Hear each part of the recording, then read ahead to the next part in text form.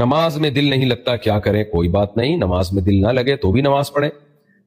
غلام کا کام کیا ہوتا ہے؟ اطاعت کرنا۔ آپ نے اپنے نوکر کو، اپنے غلام کو کہا کہ جاؤ بازار سے میرے لیے 6 انڈے لے کر آؤ، وہ کہتے ہیں میرا دل نہیں لگ رہا، میں کیا کروں؟ آپ کہو گے یہ میرا ہیڈک نہیں ہے، دل نہیں لگ رہا یا لگ رہا ہے، مجھے تو جو کام میں نے تمہیں دیا ہے وہ پورا کرو۔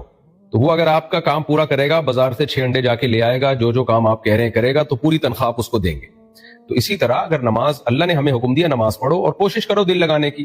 دل لگنا فرض نہیں ہے، اللہ نے یہ نہیں کہا دل نہیں لگے گا تو نماز قبول نہیں کروں گا، اللہ نے کہا ڈیوٹی پوری کرو، تو آپ ڈیوٹی پوری کریں، تو جو اللہ نے نماز پہ برکتوں کے وعدے کیے ہیں اور اجر کا وعدہ کیا وہ مل جائے گا۔